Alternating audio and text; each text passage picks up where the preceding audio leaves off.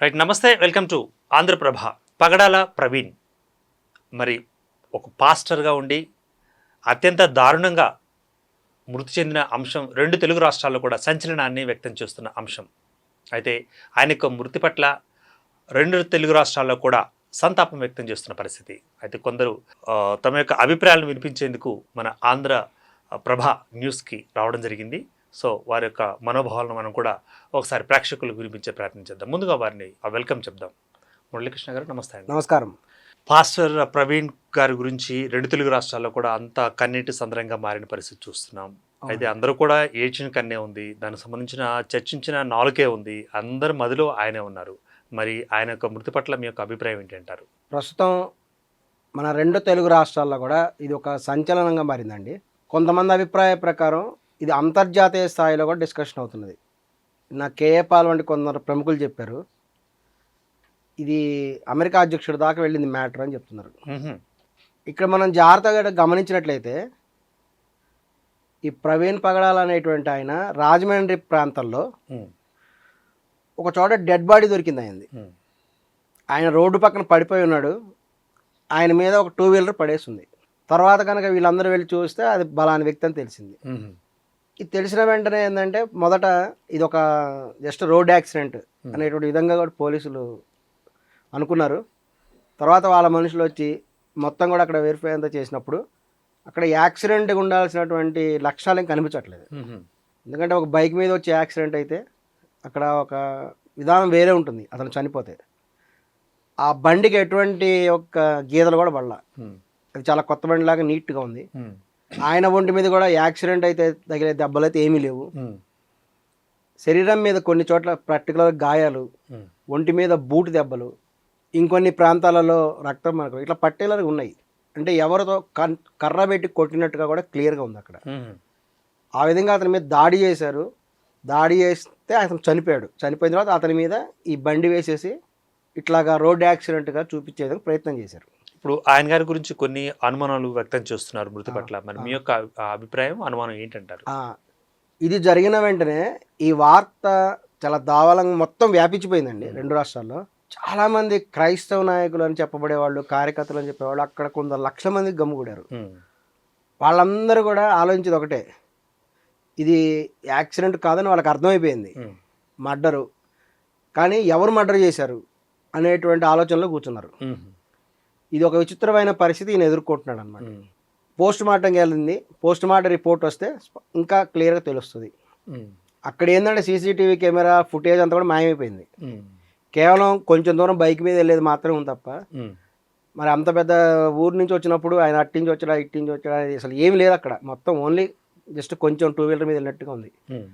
ఒక red car ఆయనకు follow అయిందని అంటున్నారు.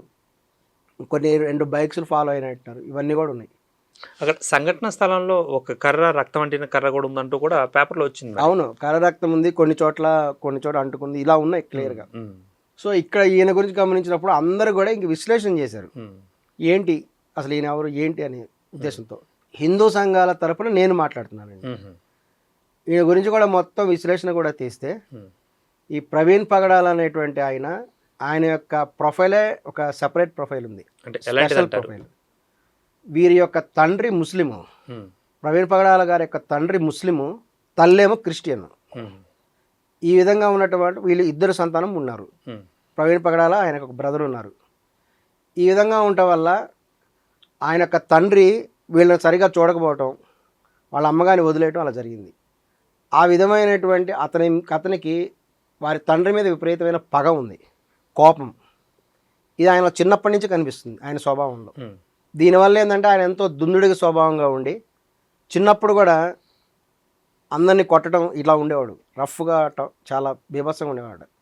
ఒకసారి అతని సోదరుడిని ఎవరో కొడితే ఇతను వెళ్ళి వాళ్ళని చితకబాదేసేసి చచ్చిపోయాడని అనుకొని వాళ్ళని తీసి అక్కడ పడేశాడండి. అంతటి దుందుడు స్వభావం ఉంది అతనికి.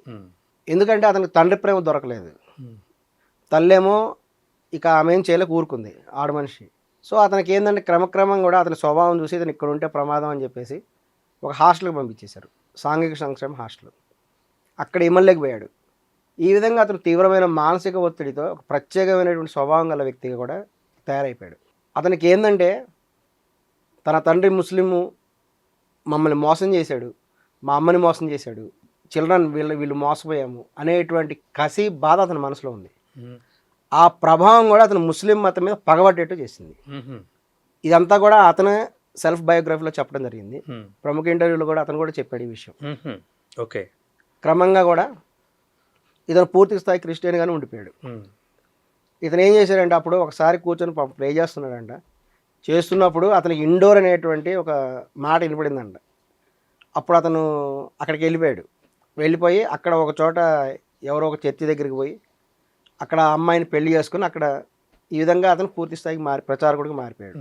ఇతని యొక్క బోధనలన్నీ కూడా చూస్తుంటే విపరీతంగా హిందూ మతాన్ని ఎట్లా విమర్శిస్తాడో, శ్రీరాముని విమర్శిస్తాడు, శ్రీకృష్ణుని విమర్శిస్తాడు, రామాయణం భారతాన్ని చాలా దారుణంగా ఎంత విమర్శిస్తాడో అంతే దీటు స్థాయిలో ఖురాన్ విమర్శిస్తాడు. ఇది ఇతనుకున్న ప్రత్యేకత. చాలా దారుణంగా విమర్శించడం జరిగింది. అసలు ఖురాన్ ప్రకారము ఆడవాళ్ళని చితగ్గొట్టడానికి ఖురాన్లో ఉంది అని ప్రచారం చేసిన చాలా గొప్ప వ్యక్తి ఈయన. క్లియర్గా చెప్పాడు. ఏదో 4వ అధ్యాయం 34వ అదే చెప్పడం జరిగింది ఆయన గమనిస్తే. అందులో ఆడవాళ్ళని చితగ్గొట్టమని ఖురాన్లో చెప్పారు అని చెప్తున్నాడు. ఇంకా చెప్పాడు ఆడవాళ్ళని ఎందుకు మసీదు తీసుకురారని చెప్తే ఈయన ఒక ఎగ్జాంపుల్ చెప్పాడు. చాలా మహానుభావుడు. ఆడవాళ్ళంట మసీదుకి వచ్చి కనుక వస్తే అక్కడ వీళ్ళు మెయిన్ చేసేది నమాజులే కదా, నమాజులు చేస్తే అందరూ వంగోవాలి. ఇట్లా ఆడవాళ్ళు వంగినప్పుడు వాళ్ళ యొక్క స్తనాలు జారుతాయి కాబట్టి వాటిని చూస్తే టెంప్ట్ అయిపోతాము, మాకు లైంగిక కోరికలు కలుగుతాయి అని కొంతమంది చెప్పారట మహమ్మద్ ప్రవక్తకి. అప్పుడు మహమ్మద్ ప్రవక్త అన్నారంట, ఓహో ఆడవాళ్ళు వంగినప్పుడు చూస్తే లైంగిక కోరికలు కలుగుతాయి కాబట్టి ఆడవాళ్ళు రావద్దని చెప్పాడు అని ఈ ప్రవీణ్ గారు చెప్తున్నారు. ఈయనకి ఇంత తెలివితే అట్లా ఎక్కడి నుంచి వచ్చాయో మాకు తెలియదు. వీడియోలు మీరు చూసారా? ఖచ్చితంగా ఉంది, ఆ వీడియోలు ఉన్నాయి. ఇవన్నీ నేను చెప్పే ప్రతిదీ కూడా యూట్యూబ్లో అవైలబుల్ ఉన్నాయి. మరి ఈయనకి ఇంత తెలివితేటలు ఎలా వచ్చినాయో మరి అర్థం కాదు. ఇంత విధమైనటువంటి ఈ యొక్క విమర్శ అనేది అతను చేశాడు. అంటే ఇప్పుడు అవి తెలివితేటలు అనుకోవాలా, అవగాహన అనుకోవాలా? అవగాహన రాహిత్యం, అతనికి ఉండేటువంటి ద్వేషం. ఈయన ఏమంటారంటే అసలు ఖురాన్ అనేది బైబిల్ నుంచి కాపీ కొట్టారు, ఖురాన్లో కూడా యేసుక్రీస్తు గురించి ఉంది, ఆయన ఇట్లా విపరీతంగా చెప్తూ ఉంటాడు. ఈయన ఒక విపరీతమైనటువంటి మానసిక ధోరణి కలిగినటువంటి వ్యక్తి. ఇంకొన్ని ఛానల్స్, రక్షణ ఛానల్ ఇట్లో మాట్లాడుతూ ఉంటాడు. ఒక విచిత్రమైనటువంటి డిబేట్లు కూడా ఈయన చేస్తూ ఉంటాడు. ఇక హిందూ దేవతలను అయితే ఇంకా భయంకరంగా మాట్లాడుతుంటాడు. ఇతని యొక్క విమర్శలకి చూసే ఇంకా రాధా మనోహర్ దాస్ ఇట్లా కొంతమంది కూడా ఈయనకి రియాక్ట్ అవ్వడం జరిగింది. రియాక్ట్ అయ్యి ఈయనతో కూడా ఆర్గ్యుమెంట్ చేయడం జరిగింది. ఎవరెన్ని చెప్పినప్పటికి కూడా ఇతను అదే ధోరణిలో ఉండి ఇక చాలా భయంకరంగా విమర్శించడం. అసలు మేము హిందూ సంఘాల తరపున మేము ఇప్పుడు చెప్తున్నాం, జాగ్రత్తగా గమనించినట్లయితే వాళ్ళందరి డౌట్ ఒకటే, హిందూ సంఘాల వాళ్ళే ఇతను చంపేసి ఉంటారని వాళ్ళ డౌట్. అసలు అట్లా ఎందుకు డౌట్ వస్తుంది? ఒక వ్యక్తి వేరే వాళ్ళకి శత్రువాడంటే ఎందుకు అవుతాడు? అసలు ఈ పాస్టర్లకి ట్రైనింగ్ ఇస్తారు కొన్ని సంస్థలు, వాళ్ళు వీళ్ళకి ఏ ట్రైనింగ్ ఇస్తున్నాయో మాకు అర్థం కావట్లేదు. అసలు అక్కడ ఏం టీచ్ చేస్తున్నారు, వీళ్ళు ఇట్లా ఎందుకు మారుతున్నారో తెలియదు. కానీ మన దేశము లౌకిక దేశం.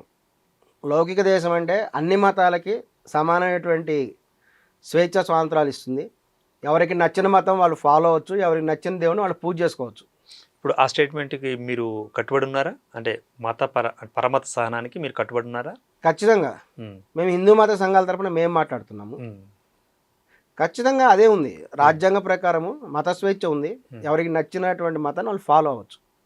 ఇటువంటి సందర్భం ఉన్నప్పుడు మరి ఈ యొక్క కొంతమంది పాస్టర్లు అయితేనేమి విపరీతంగా హిందూ మత దేవులను తిట్టడం, వేరే మతం వాళ్ళు అసభ్యంగా మాట్లాడటం, ఇట్లా ఎందుకు చేస్తున్నాడు అనేటువంటిది అర్థం కాని విషయం.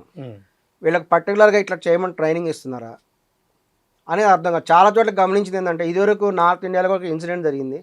ఒక పాస్టర్ ఇదే విధంగా శ్రీరాముని గురించి, శ్రీకృష్ణుని గురించి ఇక చెప్పకూడని అసభ్యకరమైన మాటలు మాట్లాడి అసలు మాట్లాడటం వల్ల చివరికి ఏమైందంటే అతన్ని పెట్రోల్ పోసి కాల్చేశారు.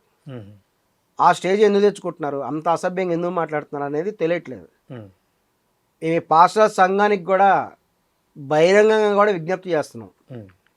మీరేదో మీటింగ్ పెట్టుకున్నారంట, క్రైస్తవులకు రక్షణ లేదని, మీరు ఇటువంటివి మాట్లాడితే మీకు ఖచ్చితంగా శత్రువులు వస్తారు.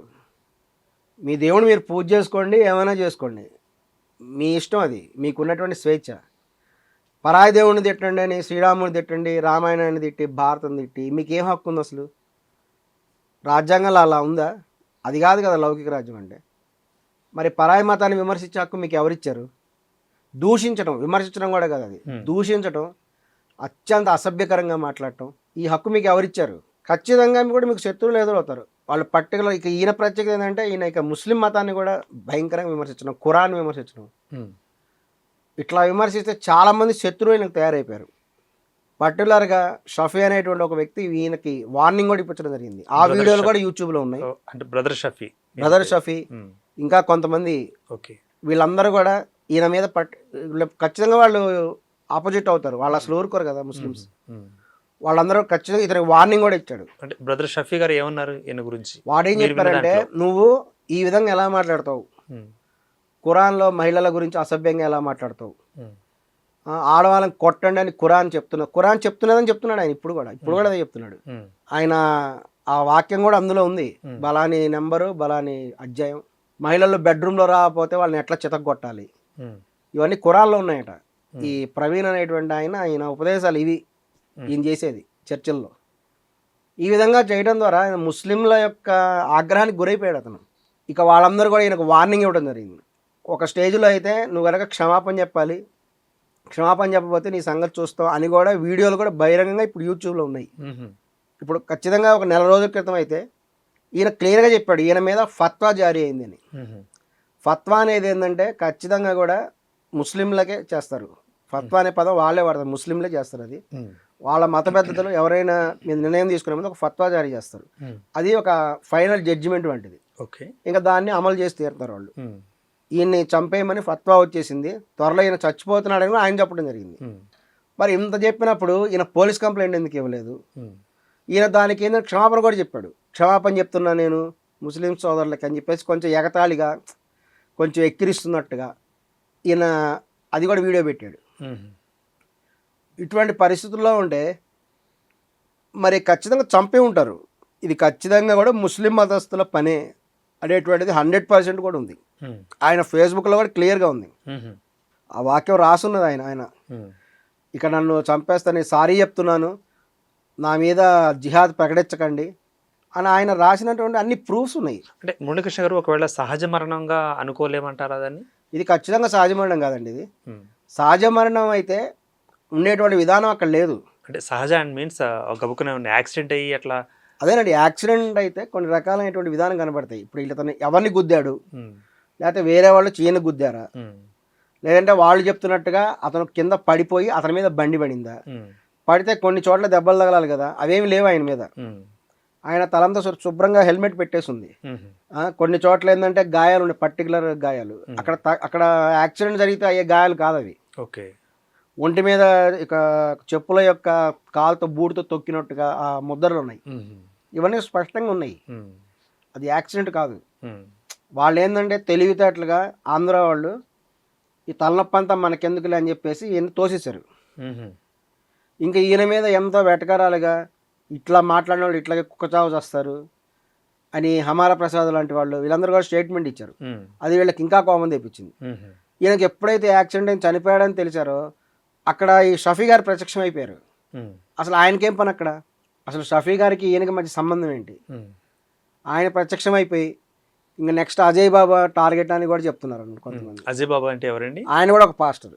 వీళ్ళందరూ కూడా ఏంటంటే హిందూ మతం గురించి తప్పుగా మాట్లాడటం, హిందూ మతం గురించి అసభ్యంగా బిహేవ్ చేయటం, ఇవన్నీ చేస్తూ కూడా చాలా ప్రసిద్ధులు అవుతున్నాం అని అనుకుంటున్నారు వాళ్ళు. అంటే ఒకవేళ మీరు చెప్తున్నట్లుగా, మీరు చెప్పిన మాట ప్రకారం హిందువుల మీద ఒకవేళ చేస్తుంటే మరి బ్రదర్ షఫీ గారు ఎందుకని అక్కడ కమెంట్ చేయాల్సి వచ్చిందంటారు ఈయన మీద? ఈయన ముస్లింల మీద కూడా అన్నాడు కదా. ఓకే, ప్రవీణ్ అనేటువంటి ఆయన హిందువుల్ని టార్గెట్ చేశాడు, ముస్లిమ్స్ కూడా టార్గెట్ చేశాడు. ఇప్పుడు ఆయన చనిపోయాడు, ఇప్పుడు ఈయన క్రిస్టియన్ ప్రకారం చేస్తారా? వాళ్ళ తండ్రి ముస్లిం కదా, ఆయనే చెప్పాడు ఆయన చిన్నప్పుడు మసీదులకు వెళ్ళేవాడిని. మరి ఇప్పుడు ఈయన ఏ దాని ప్రకారం కర్ణం చేస్తారని తెలియదు, కానీ అఫీషియల్గా ఆయన మత ప్రచారుడు కాబట్టి వాళ్ళ దాని ప్రకారం చేయొచ్చు. అయినప్పటికి కూడా ఇక్కడ చెప్పదలుచుకుని ఏంటంటే వేరే మతాన్ని దూషించండి అని వీళ్ళకి ఏమైనా ట్రైనింగ్ ఇస్తున్నారా? ఇది మేము అంతర్జాతీయ స్థాయిలో వీళ్ళు మాట్లాడుతున్నారు, భారతదేశంలో క్రైస్తవుల మీద దాడులు జరుగుతున్నాయి, మేము చాలా అమాయకులం, వీళ్ళ మీద ఎందుకు దాడులు జరుగుతున్నాయి అనేది వీళ్ళు చెప్పట్లా. దీనివల్ల భారతదేశానికి ఎంతో చెడ్డ పేరు వస్తున్నది.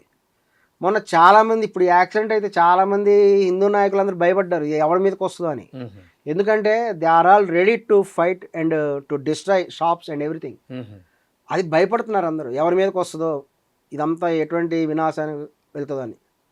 ఇదే విధంగా చూడండి, ఇప్పుడు నార్త్ ఇండియాలో ఔరంగజేబు సమాధి తీసేయాలంటే ముస్లింలు వెళ్ళిపోయి వాళ్ళ షాపులన్నీ పడగొట్టారు. మురళీకృష్ణ గారు, ఇప్పుడు హిందూ ముస్లిం అనేవాళ్ళు భయ అనుకుంటున్నాం, అట్లా మిగతా సోదరులు కూడా భయ అనుకుంటున్నాం. కానీ ఇటువంటి సునిశ్చితమైన అంశాలు కదా, సున్నితమైన అంశాలు కదా, సహనంగా ఉండాలి కదా. సో ఈ కమెంట్ మీద మీ యొక్క కమెంట్ ఏంటంటారు? హిందూ ముస్లిం బాయ్ అని హిందువులు అంటారండి, ముస్లింలు ఎవరు అనరు. మనం అనుకోవటమే, హిందువులు అనుకుంటూ ఉంటారు హిందూ ముస్లిం బాయ్ అని. ఎందుకంటే వాళ్ళ పండగ ఉన్నప్పుడు చక్కగా ఈ స్వీట్లు అవన్నీ తీసుకొచ్చి ఇస్తారు హిందువులకి. మనం నైబర్స్ ఉన్నప్పుడు కొన్ని చోట చూస్తుంటాం, వీళ్ళు తింటారు. అదే మనం ఏమైనా ప్రసాదం ఇస్తే వాళ్ళు తింటారా? ఏ ముస్లిం కూడా తినరు. అది కేవలం వీళ్ళు అనుకుంటారు అంతే, హిందువులే హిందూ ముస్లిం బాయ్ అనుకుంటారు. హిందూ ముస్లిం బాయ్ ఎప్పటికీ కాదు. మరి మనం ప్రసాదం పెడితే వాళ్ళు తినాలి కదా, వాళ్ళు ఎందుకు తినరు? అంటే ఆ ఒకటే క్రైటీరియాగా తీసుకోవడం అనేక అంశాలు. ఇప్పుడు వీళ్ళు ఏదైనా ఊరేగింపు వెళ్తుంది, నమాజ్ జరుగుతున్నప్పుడు ఆపేసేయాలి. ఇప్పటికీ ఉంది అది, ఇప్పటికి కూడా అమలు జరుగుతున్నది చాలా చోట్ల. ఇదంతా ఏంటంటే, కాకపోతే ఈ లౌకిక దేశం ఒక చోట కలిసి ఉన్నాం కాబట్టి ఒకరినొకరు గౌరవించుకుంటూ ఉండటం తప్ప, ఇది ఖచ్చితంగా కూడా నేవుగప్పి నిప్పులాగా ఉంది ఇది ఎప్పటికీ కూడా. ఇంకా మత సిద్ధాంతాల మీద అంత స్థాయి వ్యక్తులైతే ఇక్కడ ఎవరు లేరు. ఎందుకంటే కలియుగం కాబట్టి ఆ స్థాయి ఎక్కడ లేరు. ఏమైనా ఘర్షణలు జరిగినా ఏదో ఆస్తుల కోసమో స్థలాల కోసం జరగడం తప్ప నిజంగా మతం మీద యుద్ధం చేసేంత ప్రాతిపదిక అయితే ఎక్కడా లేదు. అది వాస్తవము. ఇక్కడ అంతర్జాతీయ సంస్థలకు కూడా మేము ఖచ్చితంగా విజ్ఞప్తి చేస్తున్నాం, ఎక్కడా కూడా క్రైస్తవుల మీద భారతదేశంలో దాడి జరగట్లేదు. ఎవరి మీద జరుగుతుందంటే, ఎవరైతే ఇతరులతో తప్పుగా ప్రవర్తిస్తారో, ఇతరుల పట్ల అసభ్యంగా ప్రవర్తిస్తారో వాళ్ళ మీద సహజంగానే జరుగుతాయి. అది మిమ్మల్ని తిడితే మీరు ఊరుకుంటారా? మీ పట్ల అసభ్యంగా మాట్లాడితేనే ఊరుకోరు. అటువంటిప్పుడు దేవుణ్ణి తిడితే ఎలా ఊరుకుంటారు? ఇదే సౌదీ అరేబియా వంటి దేశాలు అయితే అఫీషియల్గా ఎవరైనా మహమ్మద్ ప్రవక్తను తిట్టినా, ఇంకెవరైనా తిట్టినా సరే మరణశిక్ష విధిస్తారు అక్కడ. పాకిస్తాన్లో కూడా బహిరంగ మరణశిక్ష ఉంది. అక్కడ ఎవరైనా వాళ్ళ అల్లాని తిట్టమనండి, ఇమీడియట్గా మరణశిక్ష విధిస్తారు. మరి ఇండియాలో ఆ సిస్టమ్ ఎందుకు లేదు? ఇండియాలో దేవుళ్ళని దూషించడానికి వీళ్ళకి ఎవరు అధికారం ఇచ్చారు? వీళ్ళు ఎందుకు దూషిస్తున్నారు? ఇక్కడ వీళ్ళకి మరణశిక్ష పడదని దూషిస్తున్నారు. అందువల్ల వీళ్ళు ఇట్లా దేవుని దూషించిన వాళ్ళు ఎప్పుడైనా సరే ఇటువంటి కుక్క చావే చేస్తారు. మీరు చెప్తున్నట్లుగా ఏ మతంలో కూడా ఇది జరగనుందా? ఖచ్చితంగా దైవ దూషణ అనేటువంటిది చేస్తే ఖచ్చితంగా చివరికి ఇటువంటి విచిత్రమైనటువంటి దుర్మరణమే ప్రాప్తిస్తుంది. అది వాస్తవం. ఎందుకంటే చరిత్రలో చూస్తే చాలామంది ఉన్నారు ఈ పరంపరలో, ఎవరైతే దేవుళ్ళని దూషిస్తారో వాళ్ళకి ఖచ్చితంగా కూడా చివరికి ఇటువంటి దుర్మరణమే వస్తుంది. ఇప్పుడు ఈయన సంగతి చూస్తే, ఈయనకి 2 కూతుర్లంట, వాళ్ళ ఇంట్లో వాళ్ళు ఎవరు ఇన్వాల్వ్ అవ్వట్లేదు అసలు ఈయన కేసులో. శుభ్రంగా పోస్ట్ మార్టం చేస్తే తీసుకుని వెళ్ళిపోయారు వాళ్ళు. వాళ్ళు ఎటువంటి మాకేమొద్దండి, మేము వెళ్ళిపోతాం, మేము అమెరికా వెళ్ళిపోతాం అంటున్నారు వాళ్ళు. మరి వీళ్ళందరూ హిందూ మత సంఘాల మీద ఎందుకు విరుచుపడుతున్నారు? కొంతమంది ఈ షఫీ ఆయన వచ్చేసి హిందూ మతం గురించి ఎందుకు మాట్లాడతాడు?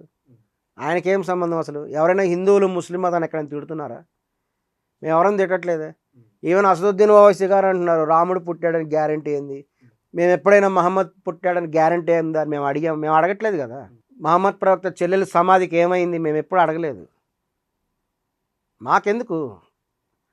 మేము హిందూ మతంలో పుట్టినా మా దేవుళ్ళని మేము పూజ చేసుకుంటున్నాం, ముస్లిం సోదరుల్ని గౌరవిస్తాం, భారతీయ ముస్లిమ్స్ని. అది కూడా మేమేమి వాళ్ళ మహమ్మద్ ప్రవక్త గురించి మాట్లాడట్లేదు. మహమ్మద్ ప్రవక్త కూతురి సమాధి ఏమైందో మేము మాట్లాడట్లేదు, మాకు అనవసరం అవన్నీ. మేమేమైనా సాక్ష్యం అడిగినామా? మహమ్మద్ ప్రవక్త పుట్టిన జన్మస్థలం ఎక్కడుంది, అసలు మహమ్మద్ ప్రవక్త నిజంగా పుట్టాడా అని మేమేం క్వశ్చన్లు వేయట్లేదు ఎక్కడ కూడా. ఎందుకంటే ఖురాన్ ఉంది, అదొక పవిత్ర గ్రంథంగానే మేము భావిస్తున్నాం. ఎందుకంటే సౌదీ అరేబియా ప్రాంతంలో అది పుట్టింది, ఆ ప్రాంతంలో, ఇండియాలో కాదు కదా. ముస్లిం మతం పుట్టింది ఆ ప్రాంతంలో పుట్టింది. అందులో కొన్ని మంచి విషయాలు ఉన్నాయి, నిజంగానే అవన్నీ ఫాలో అయితే చాలా మంచిది. నమాజ్ అనేది కూడా చాలా మంచిదని అంటారు, ఆరోగ్యపరంగా కూడా. వాళ్ళు చేసే ఉపవాసాలు ఇవన్నీ కూడా అన్ని మతాల్లో ఉన్నాయి. మతం అంటే మంచి చేసేదని మేము నమ్ముతాం. కొంతమంది మతం అంటే మత్తు మందు అంటే అంటారు కదా, అది కరెక్ట్ కాదు. మతం అంటే మంచి చేసేది. హిందూ మతంలో ఉండే ఎన్నో విధానాలు ఫాలో అయితే చాలా మంచిది. మంచిది కాబట్టి ఇప్పటికి కూడా అమలు జరుగుతున్నాయి, భవిష్యత్తులో కూడా జరుగుతాయి. ఈ సూర్యచంద్రులు ఉన్నంతకాలం హిందూ మతం ఉంటుంది, శాశ్వతమైనటువంటి మతం ఇది. అలాగే ముస్లిం మతంలో ఆ ప్రాంతాన్ని బట్టి అక్కడ ఉదయించింది అది. వాళ్ళ మతాల్లో కూడా మంచి విషయాలే ఉన్నాయి. మనం జాగ్రత్తగా గమనిస్తే అన్ని మతాల్లో కొన్ని కామన్ పాయింట్స్ ఉంటాయి. ఈ ఉపవాసం అనేది అన్ని మతాల్లో ఉంది. హిందూ మతంలో ఉంది, క్రిస్టియన్ మతంలో ఉంది, ముస్లిం మతంలో ఉంది. ఈ విధంగా దైవ ప్రార్థన చేయటం అన్ని మతాల్లో ఉంది. నిజం చెప్పాలంటే హిందూ మతం నుంచి ఇవన్నీ వస్తాయి మేము చెప్తాం. ఎందుకంటే వేదాల్లో ఖచ్చితంగా ఉంది దేవుని 2 రకాల ఆరాధన చేయొచ్చు. ఆకారతత్వం, నిరాకారతత్వం ద్వారా భగవంతుని మనం పూజ చేయొచ్చు అని వేదాల్లో ఉంది. ఓకే. ఈ ఆకారతత్వం అంటే ఒక షేప్ అనేది తీసుకోవటం, నిరాకారతత్వం అంటే అసలు ఏం షేప్ లేకపోవటం. అది మన హిందూ మతంలోనే ఉంది, వేదాల్లో ఉంది అది. అదే విషయాన్ని ముస్లిమ్స్ ఫాలో అవుతారు. మనం ఆకార అండ్ నిరాకార తత్వం 2 అంటాం, వాళ్ళు కేవలం నిరాకార తత్వం అని ఒక భావంని వాళ్ళు ఫాలో అవుతారు. సో ఈ మిగతాదంతా కామనే ఉంటుంది. ఇంకొకటి ఏంటంటే అక్కడ ప్రాంతీయ పరిస్థితులను బట్టి, అక్కడ శీతోష్ణ స్థితి పరిస్థితులను బట్టి వాళ్ళకి కొన్ని ఉండొచ్చు. అంతేగాని దాన్ని బట్టి క్రిస్టియన్ మతం కూడా అంతే, వాళ్ళు ఉపవాసాలు చేస్తారు. అన్ని మతాల వాళ్ళు ఉపవాసం చేస్తున్నాం, అన్ని మతాల వాళ్ళు మంచి చేయమని చెప్తారు, అన్ని మతాల వాళ్ళు అవసరానికి సహాయం చేయమని చెప్తాం. మరి ఇందులో ఒక మతం వాడు వేరే మతాన్ని దూషించాల్సిన అవసరం ఏంటి, తిట్టాల్సిన అవసరం ఏంటి, తప్పుగా మాట్లాడాల్సిన అవసరం ఏంటి? ఈ పాస్టల్ సంఘానికి ఒకటే మీరు ఆలోచించుకోండి, మీ తప్పేమైనా ఉందా, మీ క్రిస్టియన్ పాస్టర్లు ఏమైనా తప్పులు చేస్తున్నారా అని ఒక్కసారి అనాలిసిస్ చేసుకోండి. మీ మీద ఎందుకు దాడులు జరుగుతున్నాయని ఒక్కసారి విశ్లేషణ చేసుకోండి. ఒక వ్యక్తి ఎవరు పట్టినా అసభ్యంగా ప్రవర్తిస్తే ఖచ్చితంగా వాళ్ళ మీద ఎవరో రియాక్షన్ ఉంటుంది ఖచ్చితంగా. మీ తప్పేమైనా ఉందా అనాలిసిస్ చేసుకోండి. అంతేగాని భారతదేశంలో క్రిస్టియన్ల మీద దాడులు జరుగుతున్నాయి అని మటుకు ఎవ్వరు అనవద్దు. ఒత్తి పుణ్యాన ఎక్కడ దాడులు అసలు జరగట్లేదు, ఇది వాస్తవం. హిందువులు ఇంకా శాంతి కాముకులు, వీళ్ళు ఎప్పుడు ఎవరి మీద కూడా దాడి చేయరు. భారతదేశం విశాలమైన భారతదేశం. మన చావా సినిమాలో కూడా ఇది క్లియర్గా చెప్పాడు ఆయన. ఔరంగజేబు అంటాడు నువ్వు ముస్లిం మతంలో మారిపో, నీ రాజ్యం అంతా నీకు ఇస్తా అంటాడు. ఈయన అంటాడు శివాజీ మహారాజ్ కొడుకు శంభుజీ మహారాజ్, నువ్వు వచ్చి మాతో కలువు ఔరంగజేబుని అంటాడు. నువ్వేం మతం మారక్కర్లేదు, మా దగ్గర కలువు, సంతోషంగా అందరం కలిసి ఉందాం అంటాడు. అట్లా విశాలమైనటువంటి భావాలు కలిగిన వాళ్ళు హిందువులు. అందువల్లనే ఇప్పుడు హిందువులు ఉన్నారు, ముస్లిమ్స్ ఉన్నారు, అన్ని మతాల వాళ్ళు కూడా మన భారతదేశంలో నివసిస్తున్నారు కదా. దీనికి కారణం అదే. ఓకే మురళీకృష్ణ గారు, అంటే ఇప్పుడు ఒక వ్యక్తి ఒక దెబ్బ తగిలినప్పుడు, ఒక వ్యక్తి మరణించినప్పుడు ఆ వ్యక్తిని వ్యక్తిగా ఎందుకు చూడలేకపోతున్నాం మనం? ఎవరిని? మన దృష్టి ఆ వ్యక్తిని వ్యక్తిగానే ఎందుకని చూడలేకపోతున్నాం? పలానా మతం, పలానా కులం అని ఎందుకని చూడాల్సి వస్తుంది అంటారు? ఖచ్చితంగానండి, ఒక్కొక్క మతంలో ఒక్కొక్క రకమైన విధానాలు ఉంటాయి. భారతదేశంలో ఉండేటువంటి ఇక్కడ శీతోష్ణ పరిస్థితులు, ఇక్కడ ఉండేటువంటి వాటిని బట్టి కూడా ఇక్కడ కొన్ని రకాల విధానాలు అమలు జరుగుతాయి. ముస్లిం మతం అనేటువంటిది భారతదేశంలో పుట్టింది కాదు. ఇది ముస్లిం మతం అనేటువంటిది ఒక ఎడారి ప్రాంతంలో పుట్టింది. అది ఆ యొక్క సౌదీ అరేబియా, మక్కా ఆ ప్రాంతంలో మొత్తం ఎడారి ఉంటుంది, నీళ్లు తక్కువ ఉంటాయి. అందువల్ల వాళ్ళు ఫాలో అయ్యే పద్ధతులు కొన్ని వేరే రకంగా ఉంటాయి. ఇప్పుడు ప్రవీణ్ గారే చనిపోయారు, ఆయన మతస్థునిగా మనం చూద్దామా, మనలాంటి వ్యక్తిగా చూద్దామా?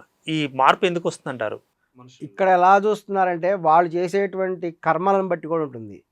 ఇప్పుడు మన దేశ చరిత్రను చూసుకుంటే నరకాసురుడు చచ్చిపోతే పండగ చేస్తున్నారు, రావణాసుడు చచ్చిపోతే పండగ చేశారు. మన హిందూ పండగలందరూ అన్నీ కూడా ఒక దుర్మార్గుడు చచ్చిపోతే పండగ చేస్తున్నాం. దసరా పండగ అంటే ఏంది, ఒక రాక్షసుడిని చంపేస్తుంది దుర్గాదేవి. ఒక దుర్మార్గుడు అనే వాళ్ళు పోతే సంతోషంగా పండగ చేస్తున్నాం. అట్లాగే ఈ యొక్క అనేక విధానాలు భగవద్ దోషం చేసేటువంటి వాళ్ళు పోతే నరకాసుడు చచ్చిపోయాడని సంతోషపడ్డ వాళ్ళు చాలామంది ఉన్నారు. ఇప్పుడు ఈ ప్రవీణ్ పగడాల చనిపోతే సంతోషపడ్డ వాళ్ళు చాలామంది ఉన్నారు. అమ్మయ్య ఈ పీడ వదిలిపోయింది అనుకున్నారు. ఎందుకంటే అతను అంత విధంగా అతను దూషించడం, చివరికి వాళ్ళ ఇంట్లో వాళ్ళ సపోర్ట్ కూడా ఆయనకి లేదు. పరమత దోషం ఎందుకు చేస్తున్నాడు, భగవద్ దోషం ఎందుకు చేస్తున్నాడు, ఆయనకి ఏం అవసరం? నేను ఒకరిని పర్టికులర్గా కూడా అనట్లేదు, అసలు డైరెక్ట్గా వాళ్ళ సంఘం అంతా ఇప్పుడు ఇవాళ రేపు అక్కడ ఒక మీటింగ్ ఏర్పాటు చేసుకుంటున్నారు. వాళ్ళంటే ప్రొటెక్షన్ ఫోర్స్ ఏర్పాటు చేసుకుంటారంట. మీరు ఏం ప్రొటెక్షన్ ఫోర్స్ ఏర్పాటు చేసుకుంటారని మాకు అర్థం కావట్లేదు. అంటే ప్రభుత్వాలు ఉన్నాయి కదా, మరి ప్రభుత్వం ఉంది, వాళ్ళు ప్రభుత్వాన్ని నమ్మరట. మీరు ప్రొటెక్షన్ ఫోర్స్ అవసరం లేదండి, మీరు మీ బైబిల్ ప్రకారమే చక్కగా కూడా మీ యొక్క మత బోధనలు చేసుకుంటే మీ జోలికి అసలు ఎవడు రాడు. మీరు ఫాలో అవ్వాల్సింది ఫస్ట్ మీలో ఉన్న లోపాలేంటి, పరమత దూషణ, హిందూ మత దేవుళ్ళని తిట్టడం మానేయండి ఫస్ట్. ముస్లిం మతాన్ని గురించి విమర్శించడం మానేయండి. అవి చేసినప్పుడు మీ మీద ఎందుకు దాడి చేస్తారు అసలు? మీరు చేసే పనుల వల్లే మీ మీద దాడులు జరుగుతున్నాయి. అది వదిలేసి మా మీద అన్యాయంగా చేస్తున్నారు, మేము చాలా అమాయకులం అండి, మాకేం తెలియదు. మీరు అమాయకులు ఎట్లా అవుతారండి మీరు? మేమేమైనా బహిరంగంగా మిమ్మల్ని తిడుతున్నామా? ఎక్కడో రాధా మనోహర్ లాస్ ఒక 2, 3, 4 ఉన్నారు అంతే. హమారా ప్రసాద్ లాంటి వాళ్ళు మాట్లాడుతున్నారు. ప్రతి గుడిలో కూడా మేము ఎవరు చర్చిని తిట్టట్లా. యేసుప్రభుని ఎవరు తిట్టరు ఏ గుడిలో కూడా, మీకు తెలుసో తెలీదో. కానీ చర్చిలు అలా లేవు. ప్రతి చర్చిలో కూడా హిందూ దేవుళ్ళని తిడతారు. ఇది మీరు ట్రైనింగ్ ఇస్తున్నారా, లేకపోతే అందుకనే మీ యొక్క ఈ పాస్టర్లను తయారు చేసే సంఘానికి మేము విజ్ఞప్తి చేస్తున్నాం. మీరు కొన్ని ఎథికల్ వాల్యూస్ని కూడా పాస్టర్లకి ఇన్ఫర్మేషన్ ఇవ్వాలి. వాళ్ళకి ఎథికల్ వాల్యూస్ గురించి చెప్పాలి. మీరు చక్కగా మీ గ్రంథం గురించి ప్రచారం చేసుకోండి, చక్కగా ఉండండి. రాముని తిట్టండి, కృష్ణుని తిట్టండి, అమ్మవారిని తిట్టండి. ఇట్లా ఎందుకు చెప్తున్నారు? ఇట్లా తిట్టకూడదు, చేయకూడదు అనేటువంటిది కూడా మీరు కొన్ని ఎథికల్ వాల్యూస్, మోరల్ వాల్యూస్ని మీ వాళ్ళకి చెప్పాల్సిన అవసరం ఉంది. అప్పుడే మీ మీద దాడులు ఆగుతాయి. అంటే వాళ్ళ పని వాళ్ళు చేస్తూ ఉంటారు, చట్టాలు అవి వాటి పని చేస్తుంటాయి, ప్రభుత్వాలు వాటి పని చేస్తున్నాయి, మత సంస్థలు వాటి పని చెప్తున్నాయి. పరమత సహనంగా కూడా ఉండండి అని చెప్పినా కూడా ఇటువంటి జరుగుతున్నాయి అని ఒక కామెంట్ బయట వినిపిస్తోంది. ఏమంటారు మీరు దాన్ని? పరమసహనం వాళ్ళు పాటించట్లేదు, హిందువులు పాటిస్తున్నారు. హిందువులు పరమసహనం ఎప్పుడు పాటిస్తూనే ఉన్నారు, వాళ్ళు పాటించట్లేదు. వాళ్ళు ఏం చెప్తున్నాయి కదా, చాలా చర్చెస్లో హిందూ దేవుళ్ళని తిట్టడమే వాళ్ళ టార్గెట్. అలా ఎందుకు వాళ్ళకి ట్రైనింగ్ ఇస్తారో ఏం తెలియట్లేదు. ఆ విధంగా చేయొద్దనే చెప్తున్నాం. ఇప్పుడు అలా చేస్తే ఖచ్చితంగా దాడులు జరుగుతాయి. జరగమని ఎందుకు అంటున్నారు? అంటే ఇప్పుడు ఒక యాక్షన్కి రియాక్షన్ జరుగుతుందని మీరు అంటున్నారు, ఇలా చేస్తే ఇలా జరిగింది లేకపోతే జరుగుతాయి అంటున్నారు. కానీ ప్రభుత్వాలు, పోలీస్ శాఖ, న్యాయశాఖ ఇవన్నీ మనం ఏర్పాటు చేసుకున్నాం కదా, వాటి పని అవి చేయాలి కదా. వాటి పని వీళ్ళు క్యారీ చేయడం, వీళ్ళు నెత్తిరేసుకోవడం తప్పు కదా. చట్ట ప్రకారం నేరం. చట్ట ప్రకారం నేరైనప్పుడు మరి ప్రభుత్వాలు ఏం చేస్తున్నాయి? ప్రభుత్వాలు ఏంటంటే వాటి ఓటు బ్యాంకు వాళ్ళు చూసుకుంటున్నారు. ఇంకా ఏంటంటే నిజం చెప్పాలంటే ఇప్పుడు క్రిస్టియన్స్, ముస్లిమ్స్ వాళ్ళందరూ బతుకుతుంది హిందువుల మీద బతుకుతున్నారు. వాళ్ళు హిందువుల దేవాలయాల నుంచి వచ్చినటువంటి సొమ్ముతో చాలా ప్రభుత్వాలు కూడా కొన్ని సంక్షేమ కార్యక్రమాలు చేపడుతున్నాయి. ఇప్పుడు చర్చిలకి కొంత ఫండ్ ఇస్తున్నారు. అంతా ఎక్కడి నుంచి ఫండ్ వస్తున్నారు? దేవాలయాల నుంచి వచ్చిందే. మీరు ఒక ఇది అనాలిసిస్ చేయాలి. దేవాలయాల నుంచి ప్రభుత్వానికి ఎంత ట్యాక్స్ పోతున్నది కలెక్షను, ఒక చర్చెస్ నుంచి ప్రభుత్వానికి ఎంత ట్యాక్స్ వెళ్తున్నది, ఒక మసీదుల నుంచి ఎంత ట్యాక్స్ వెళ్తుందో లెక్క కట్టండి. మీరు ఇన్కమ్ ట్యాక్స్ ఫారంలో ఇన్కమ్ ట్యాక్స్ పేరు ఇవన్నీ రాస్తారు కదా, అందులో రిలీజియన్ కూడా రాయండి. హిందూ మతస్థులు ఎంత ట్యాక్స్ కడుతున్నారు గవర్నమెంట్కి, ముస్లిం మతస్థులు ఎంత ట్యాక్స్ కడుతున్నారు గవర్నమెంట్కి, క్రిస్టియన్స్ ఎంత ట్యాక్స్ కడుతున్నారు గవర్నమెంట్కి అనే ఒక లిస్ట్ రాయండి. అప్పుడు మీకు తెలుస్తుంది ఏ మతస్థుల డబ్బు ప్రభుత్వానికి చేరుతున్నది ట్యాక్సుల రూపంలో, ఎవరి డబ్బులు ఎవరు తింటున్నారో తెలుస్తుంది. హిందువుల డబ్బులే తింటున్నారు. ఇప్పుడు ముస్లిమ్స్ బాధపడుతున్నారు, ఏంది వాళ్ళ వక్ఫ్ బోర్డు గురించి ఏదో చట్టం వస్తుందని. మేము బహిరంగ విజ్ఞప్తి చేస్తున్నాం, మీరు వక్ఫ్ బోర్డు ద్వారా ఏం చేస్తున్నారు, ఏ విధమైన సంక్షేమ కార్యక్రమాలు చేస్తున్నారు? పోనీ మీ ముస్లిమ్స్కే వక్ఫ్ బోర్డు ద్వారా ఏ విధమైనటువంటి సంక్షేమ కార్యక్రమం మీ వాళ్ళకి అమలు చేస్తున్నారు చెప్పండి. మీ ద్వారా ప్రభుత్వానికి ఏ విధమైనటువంటి ప్రయోజనం చేకూరుతుందో చెప్పండి. బహిరంగంగా విజ్ఞప్తి చేస్తున్నాం, ఛాలెంజ్ చేస్తున్నాం, చర్చెస్ని ఛాలెంజ్ చేస్తున్నాం మేము. ఎందుకంటే దేవాలయాల నుంచి అమౌంట్ వెళ్తున్నది, దేవాదాయ శాఖ ఉన్నది, దేవాలయాల నుంచి వచ్చినటువంటి అమౌంట్ని గవర్నమెంట్ తీసుకుంటున్నది. తిరుపతి దేవస్థానం నుంచి కొన్ని కోట్ల రూపాయలు గవర్నమెంట్కి వెళ్తున్నాయి. మరి మీ చర్చిల నుంచి, మీ యొక్క మసీదు నుంచి వెళ్తున్నాయా? బహిరంగంగా అడుగుతున్నాం, మీరు చెప్పండి, సమాధానం చెప్పండి. ఇంత స్వేచ్ఛ మీకు ఇస్తున్నప్పుడు హిందువుల డబ్బుల్ని మీరు తింటున్నారు, హిందువుల డబ్బుల మీద ఆధారపడి బతుకుతున్నారు ఈ క్రిస్టియన్ సంస్థలు, ముస్లిం సంస్థలు. ఇది వాస్తవం, ఇది భారతదేశంలో ఇది నిజం. అటువంటిప్పుడు వీళ్ళ సొమ్ము తిని మళ్ళీ వీళ్ళని తిట్టడం ఏంటి? ఇదేనా మత స్వేచ్ఛ అంటే? లేదంటే మీరు చెప్పండి, మేము చర్చెస్ ద్వారా ఇంత అమౌంట్ గవర్నమెంట్కి కడుతున్నాం, పోనీ మసీదుల ద్వారా ఇంత అమౌంట్ గవర్నమెంట్కి వెళ్తున్నా చెప్పండి. ఇమాంలకు జీతం ఇస్తున్నారు, అవి ఎక్కడి, ఎవరి డబ్బులు అవి? ట్యాక్స్ ద్వారా వచ్చిన డబ్బులు. అందుకే ఇన్కమ్ ట్యాక్స్ ఫారంలో రిలీజియన్ అనే పదం కూడా యాడ్ చేయాలి. అసలు ఏ మతం ద్వారా ప్రభుత్వానికి ఎంత ఆదాయం వస్తుంది, హిందూ మతస్థుల ద్వారా ప్రభుత్వానికి ఎంత ఆదాయం వస్తుంది, ముస్లిం మతస్థుల ద్వారా ఎంత ఆదాయం వస్తుంది, క్రిస్టియన్ మతస్థుల ద్వారా ప్రభుత్వానికి ఎంత ఆదాయం వస్తుంది, ఇంకా అన్ని మతాలు, సిక్కు మతం ద్వారా ప్రభుత్వానికి ఎంత ఆదాయం వస్తున్నది, ఇదంతా ఒక లెక్క తెలియాలి. అప్పుడు నిజం బయటపడుతుంది. ఓన్లీ జనాభా లెక్కలను చేసుకోవడం కాదు, మేము ఇంత శాతం ఉన్నాము, మాకు ఇంత రిజర్వేషన్ కావాలని. ఇన్కమ్ ట్యాక్స్లో కూడా మీ రిలీజియన్ యాడ్ చేయండి, అప్పుడు మీ యొక్క అన్నీ బయటపడతాయి. ఏ మతం ద్వారా ఏ కులం ద్వారా ఎంత ఆదాయం వస్తున్నది ప్రభుత్వానికని.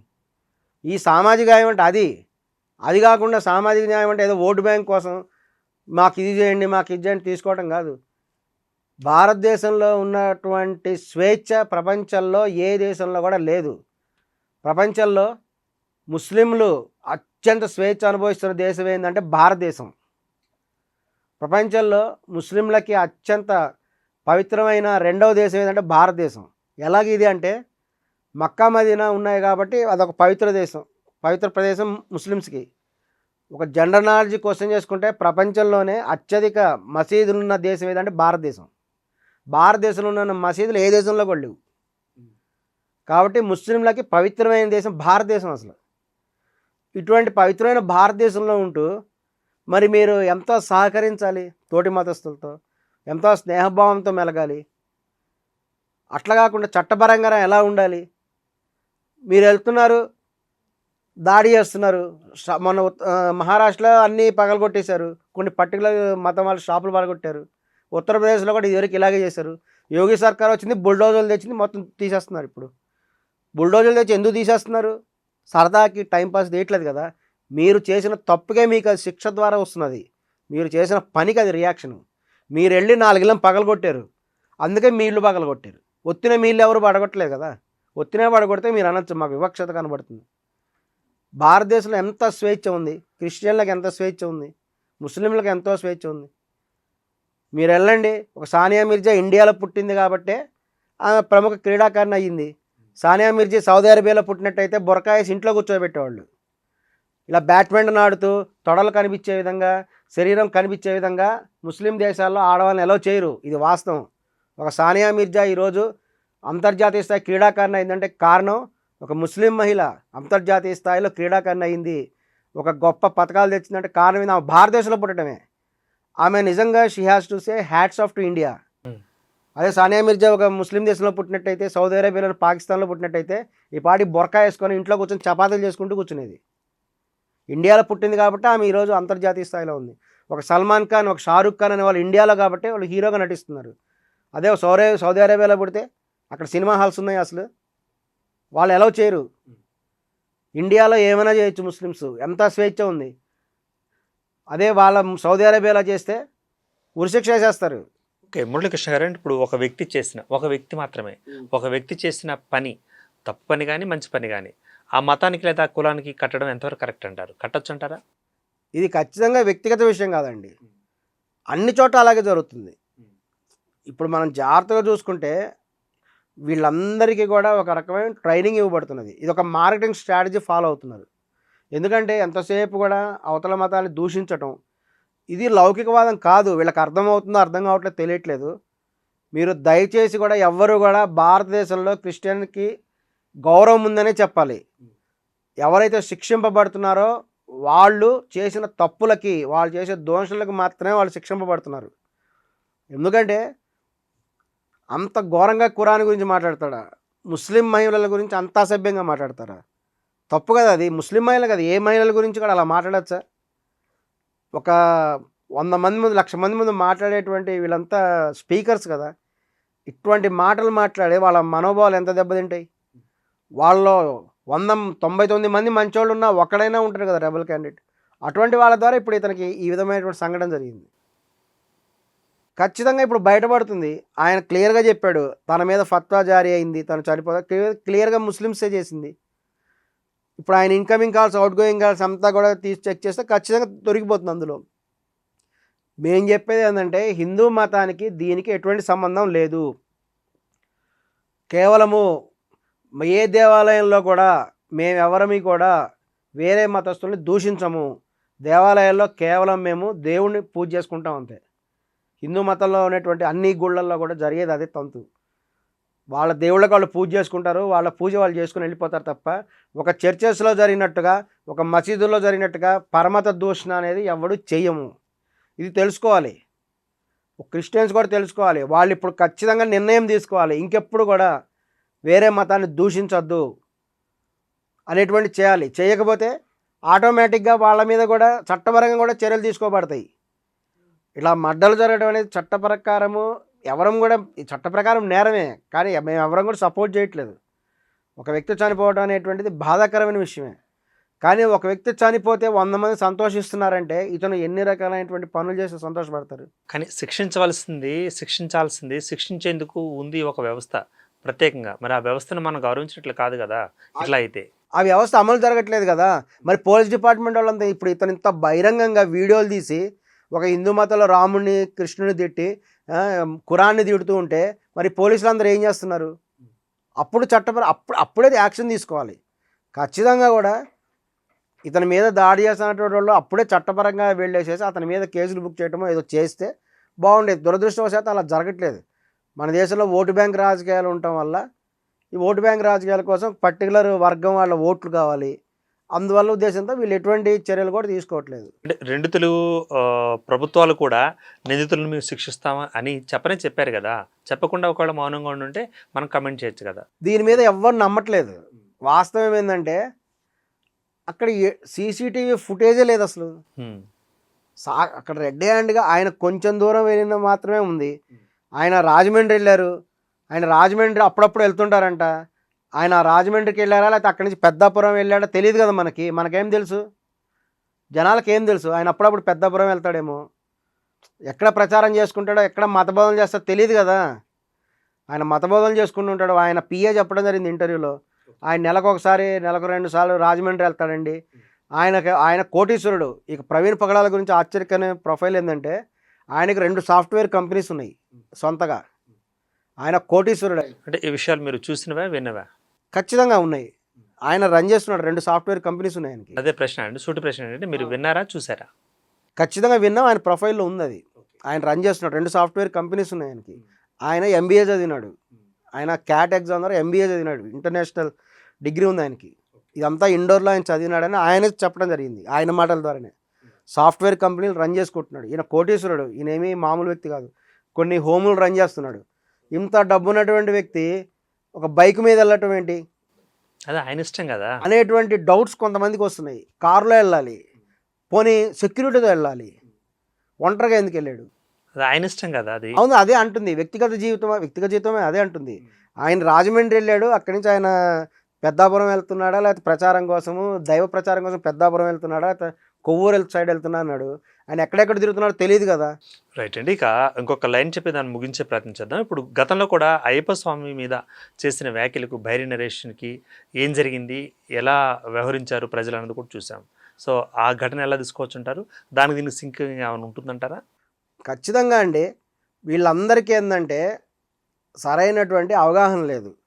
ఈ బైరి నరేష్ గారు అయితేనేమి, వేరే వాళ్ళు అయితేనేమి, వీళ్ళు మెయిన్ ఏంటంటే వాళ్ళ దేవుని వాళ్ళు పూజ చేసుకోవాలి. వేరే దేవుని దూషించడం అనేటువంటి హక్కు కూడా వీళ్ళకి ఎవరికి కూడా లేదు. వాక్ స్వాతంత్రం అంటే వేరే వాళ్ళని తిట్టడం కాదు. వాక్ స్వాతంత్రం అంటే పరాయి వ్యక్తుల దేవుళ్ళ పట్ల అసభ్యంగా మాట్లాడటం అని కాదు. ఇప్పుడు బైరి నరేష్ గారైనా ఎవరైనా సరే పరాయి దేవుణ్ణి, ఇప్పుడు జీసస్ క్రిస్ట్ని ఎందుకు సిలవేశారు? ఆయన కూడా దైవ దోషం చేశాడని ఆయన వేశారు. ఆయన నా సామ్రాజ్యం తెస్తాను. ఎప్పుడైనా మన ప్రపంచంలో ఎప్పుడైనా చూసుకుంటే దైవదోషణ అనేది చేస్తే ప్రాచీన కాలం నుంచి కూడా శిక్ష అనేది తప్పదు. ఈవెన్ ఇప్పుడు కూడా ముస్లిం దేశాల్లో చూడండి, బహిరంగంగా శిక్ష ఉంది వాళ్ళకి. దైవదోషణ ఎవరైనా చేసినా, మహమ్మద్ ప్రవక్త గురించి తప్పుగా ఎవరైనా మాట్లాడితే ఖచ్చితంగా మరణ శిక్ష విధిస్తారు. బహిరంగంగా అమలు చేస్తారు వాళ్ళు. ఇంకా మన దేశంలోనే లేదు. మన దేశంలో కూడా హిందూ మతంలోనే లేదు ఇది. దాన్ని అడ్వాంటేజ్ తీసుకుంటున్నారు. అదే హిందూ మతంలో కూడా ఒక ముస్లిం మతంలాగా వాళ్ళని ఎవరైనా అసభ్యంగా మాడితే మరణశిక్ష విధిస్తామని చెప్పమనండి. అప్పుడు ఎవడైనా చేస్తాడేమో చూద్దాం. చట్టాలను కూడా మార్చాల్సినటువంటి అవసరం ఉంది. చట్టాల్లో ఉండేటువంటి లోపాలను కూడా వీళ్ళు అడ్వాంటేజ్ తీసుకొని ఇష్టం వచ్చినట్టు కూడా పరమత దూషణ అనేది చేస్తున్నారు. పరమత దూషణ ఎవరు చేసినా సరే, ఏ పాస్టర్ చేసినా సరే వాళ్ళకి ఇటువంటివే కలుగుతాయి. ఎందుకంటే భగవంతుడి ఆగ్రహం వాళ్ళ మీద కలుగుతుంది. ఇప్పుడు చాలామంది అంటున్నారు, మరి ఆయన వాళ్ళ దేవుడు గొప్ప దేవుడు కదా, మరి ఈయన చచ్చిపోకుండా ఎందుకు ఆపలేదు? ఆపాల్సింది కదా. ఇంకొంతమంది అంటున్నారు వాళ్ళు ప్రేయర్లు చేస్తే చచ్చిపోయిన వాళ్ళు లేస్తారట. కేఏ పాల్ గారికి చెప్తున్నాం, మీరు వెంటనే ప్రే చేసేసేయండి, ఈ ప్రవీణ్ గారిని లేపండి, మళ్ళా జీవించేట్టుగా చేయండి అని కూడా బహిరంగంగా విజ్ఞప్తి చేస్తున్నాం. మీ నమ్మకాలు మీవి, మీ నమ్మకాలు మేము ఏమనట్లేదు, జస్ట్ మీ నమ్మకాలు గౌరవిస్తున్నాం. మీరందరూ గొప్పగా ప్రే చేయండి, ప్రవీణ్ గారు లేచి నడిచేట్టుగా చేయండి, మీ మతం చాలా గొప్పది అని మేము భావిస్తున్నాం. పరమతాన్ని కూడా మేము గౌరవిస్తున్నాం. మా హిందూ మతం ఎంత గొప్పదో మీ మతం కూడా గొప్పదే, అన్ని మతాలు కూడా గొప్పవే. కానీ మేమెప్పుడు మీ మతాన్ని దూషించట్లేదు, మీరు కూడా దూషించొద్దు. మేము చెప్పేది అదే. దానివల్ల ఇటువంటి పరిణామాలు కూడా వస్తాయి. మీరుండి మేము స్పెషల్ ప్రొటెక్షన్ ఫోర్స్ ఏర్పాటు చేసుకుంటాం, మీరు స్పెషల్ ప్రొటెక్షన్ ఫోర్స్ ఏర్పాటు చేసుకున్నా ఏం చేసుకున్నా చట్టపరంగానే ఏమైనా కూడా వెళ్ళాలి. మీరు ఈ విధంగా దూషణలు చేస్తుంటే ఖచ్చితంగా ఎక్కడైనా సరే మీ మీద జరిగే అవకాశమే ఉంది. ఇటువంటి చేయకుండా ఉండండి. తప్పు చేయొద్దు, శిక్ష అనుభవించొద్దు అని బహిరంగంగా కూడా పాస్టర్ల సంఘానికి కూడా మేము విజ్ఞప్తి చేస్తున్నాం. ఇది హిందూ మత సంఘముల తరపున. థ్యాంక్స్ ఫర్ ద పార్టిసిపేషన్ అండి. మరి మొత్తంగా భారతదేశంలో మరి లౌకికవాదం అనేది ఒకటి ఉంది. మరి ప్రతి మతాన్ని కూడా వాళ్ళు అవలంబించకపోయినా దాన్ని కనీసం గౌరవించే ప్రయత్నం చేయాలి. అప్పుడే మరి లౌకిక భావం అనేది పరిడివిల్లే అవకాశం ఉంటుంది. So for more videos keep watching Andhraprabha.